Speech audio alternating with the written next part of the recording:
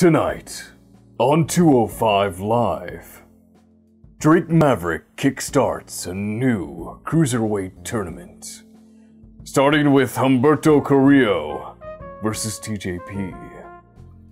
Ariya Daivari starts his campaign of destruction against local talent Johnny Lyons. And for the main event, can Mike Kanellis finally tip the scales of victory when he faces down Cedric Alexander? Who wins? Who loses? Let's find out. Boop. Alright, so I am trying a new microphone, so if things sound funny, let me know. I want to see how this turns out using a lapel microphone instead of the usual bit of... yeah. Anyway. What was I saying? Ah, yes. Show starts off with Drake Maverick announcing he's got a tournament leading up to WrestleMania. Yeah, so we're going to start off with the first match of the tournament to figure out who's going to challenge Buddy Murphy at WrestleMania. I am professional. As Humberto is being introduced, Nigel goes, he's part Antonio Banderas, part Don Quixote. And Aiden English chimes in with a, but all Humberto, in a low rumble of a voice. It was pretty amusing. Aiden English, that was a little weird for you. Even for you. But anyway, as the match began, both Drew Gulak and Jack Gallagher moved on down the ramp and acted as a source of encouragement and advice for Humberto as he was continuing his fight with TJP. TJP works Humberto onto the ground, countering his high-flying moves by just trying to keep him grounded, either by slamming him down onto the mat. And as the match drew to the end, Humberto managed to get his feet under him, and off the mat, and over the rope, and attempted to pin TJP. After some encouragement from Drew Gulak, he managed to pin with that weird top rope rebound press that he does. I don't know the name of it. If someone knows the name of his finisher, please let me know. I am completely confused why that maneuver is a thing and why it's his finisher. Drew and Jack get in the ring and hoist him up, and the two are slowly but surely trying to pull him into their little heel group. Or maybe they're turning face. Who knows? They didn't get too mad at Humberto for his high-flying moves. So, maybe. No. The answer is no. We got a backstage interview with Mike Kanellis. Maria berates Kayla by, because questioning whether or not he was ready for Cedric, and she goes, saying, do you think he got to where he's at by taking the easy way out? Dude's life has been nothing but hard work and hard struggles, so no. But, yeah, after that we got a match with Ariya Daivari and a local guy they brought in to be a jobber by the name of Johnny Lyons. It's a squash match. I don't know what you're expecting, but at least there's a third match in this episode of 205 Live. But yeah, on to the main event. We get Cedric Alexander versus Mike Kanellis. These two start off with the two figuring each other out, measuring each other's abilities. After a couple minutes, the action picks up with an arm drag into a hold by Cedric. Pardon me. Alexander controls the match for a few minutes, throwing him from corner to corner, evading counter after counter until Kanellis finally managed to sock him one after Cedric went off over the top turnbuckle. It was after this that Mike began his counterattack, focusing on strikes and holds, and the two began a more even fight.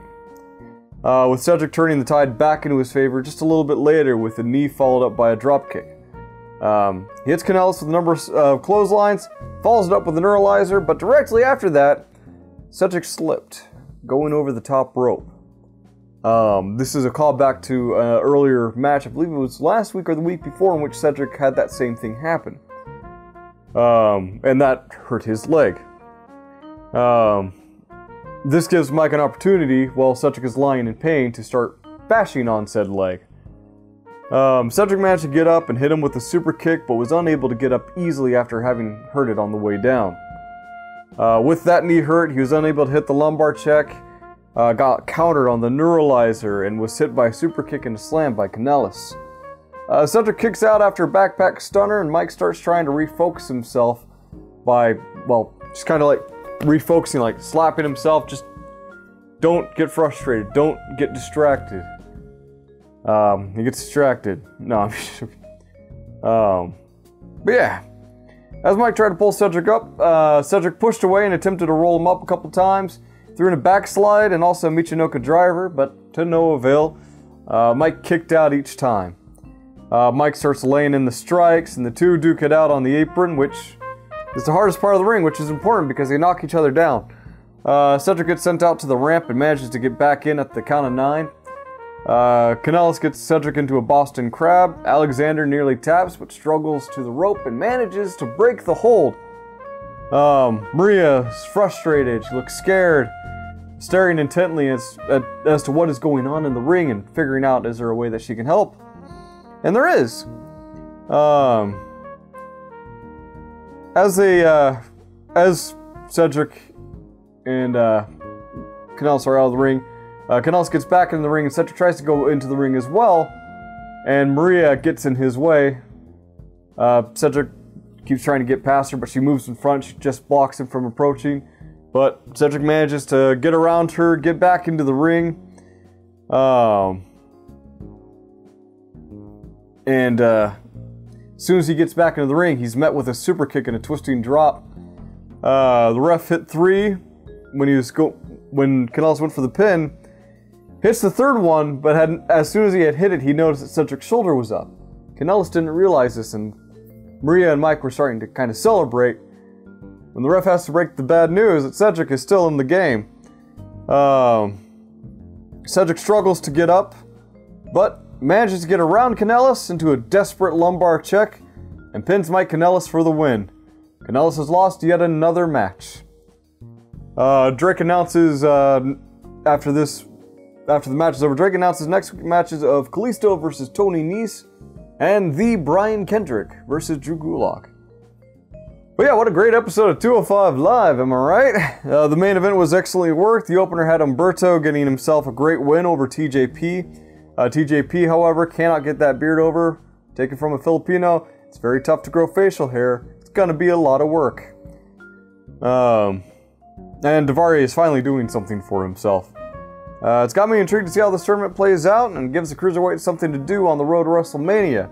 Overall, this episode gets a B+. I liked it. Liked it a lot. But yeah, the poll's right up here. You can feel free to grade along with me and let me know what you think. But yeah, it's time to move on to NXT and get that show on the road. So, 1, 2, 3, 4, 5. Yeah, whatever. You guys can sit through this. This is fine.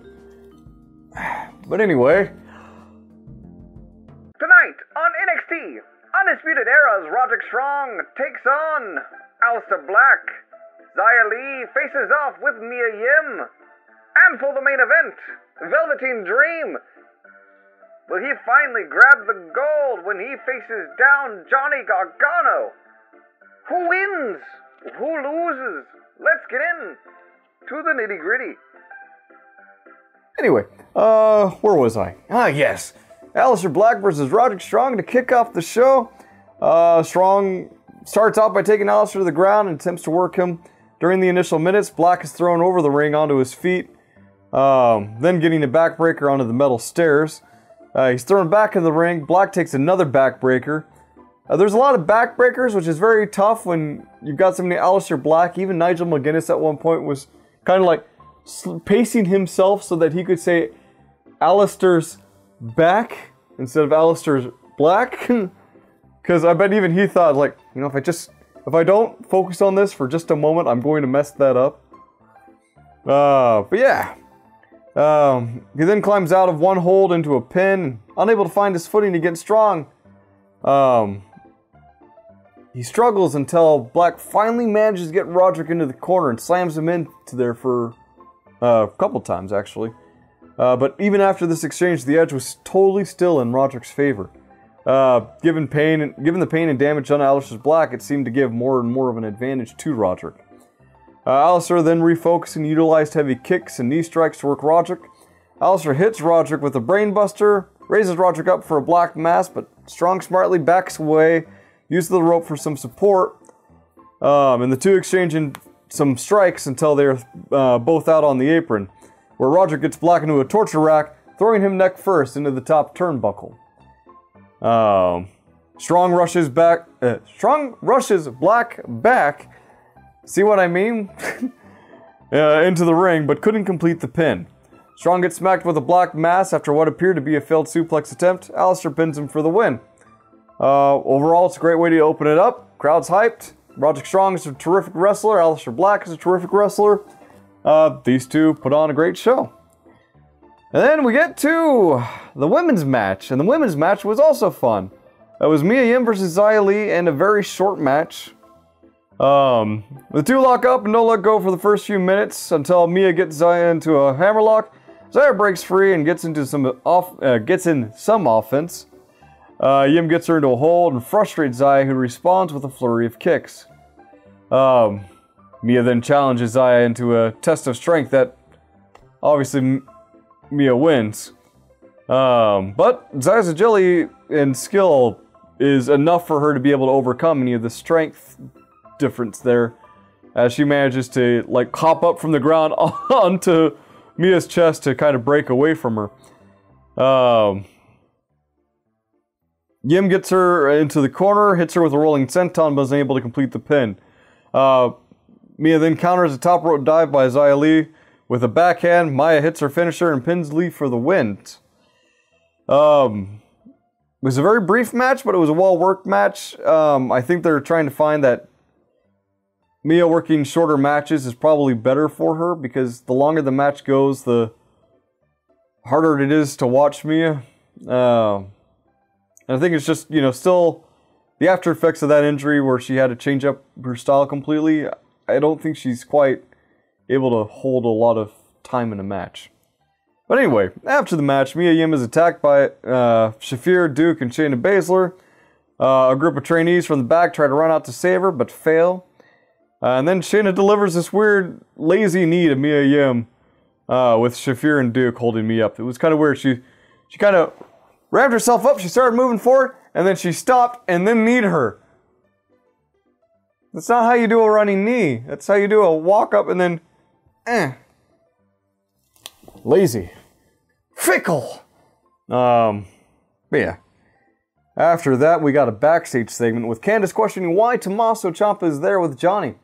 Ciampa states to Gargano, if he needs anything, he'll be there. Johnny's convinced, or is just posturing in front of his wife when he says, I don't need your help to defend this. Spoiler alert, you might need his help to defend this. Then we get an interview with Matt Riddle about his feud with Cassius Ohno. Didn't really go too far.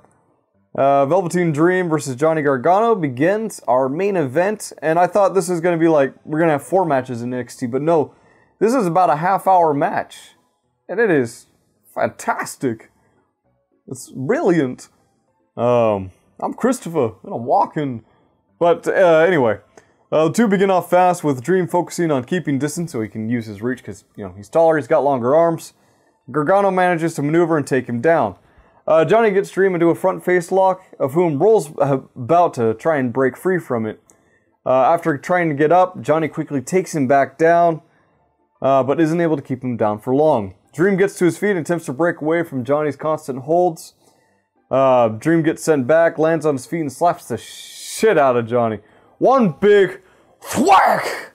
I thought I saw a tooth go, but apparently it just got knocked a little loose. Rough. But yeah, it bugged the hell out of Johnny for a few months. Gets back in the ring, he kind of gives a gesture that he's good to go. Sorry, let me recheck my notes. Here are my notes for this match. It is a lot to go through, because this match was long, hard, and full of dudes. And also extremely exciting to watch. You know what? In retrospect, I probably shouldn't have gone with that. Anyway, The two get into a contest of strength where Gargano gets stuck in a face lock. Dream made it look like he was going to hit Gargano while he was down, but instead drops to the mat, does that little thing where he's like, oh, and then he slides back to kind of anger Gargano. So Johnny tries to pursue, gets outside of the ring, and Dream, as soon as Gargano puts his head between the ropes, Dream just hits him with another bitch smack. What did the five fingers say to the face? Smack! Anyway, let me see here. The two get back in the ring and the two exchange a few blows. Dream hops up on the top turnbuckle but is swept off his feet by Johnny. Johnny turns the odds back into his favor here, landing several blows and strikes. Gargano continues to work Velveteen Dream for the next few minutes. He attempts to get him set for the Gargano escape by working both arms in brutal fashion. Pretty much bringing his arms all the way back, and just kind of working on hyperextending them. It was uncomfortable to look at, even though I stretch like that a lot. But then he gets in between the ropes. He does the same thing. He keeps working those arms because he knows he's going to need those worked to do the Gargano escape. Anyway, let's see here. After some effort, and after getting a nice chop in the corner by Gargano, he plays possum for a moment. Gargano goes for another strike, and Dream slips around him, turns him around, hits him again, and then slips. After striking Johnny, he goes to put in another charge. Johnny flips Dream over the top rope, forcing him to land near the barricade. Gargano slips out of the ring and then starts working Dream from one side of the ring to the other. Then, let me see here. Dream manages to throw a couple of punches after getting back into the ring, but gets tied up by Gargano. Dream breaks free and hits him with a spine buster. Then Dream and Johnny struggle to stand. Johnny gets to his feet first. He's got the high ground.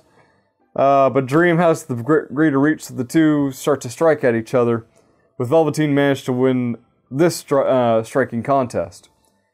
Eventually Gargano gets sent out of the ring. Dream goes up, hits a diving elbow, to which Mauro yells, and I believe it says, he said, "This is what it looks like when the Dream flies." Mauro, you're wonderful. Don't ever change. He tries to hit the Dream Valley driver, but Gargano, he escapes. And takes down Dream. Goes for the pin, can't get the win.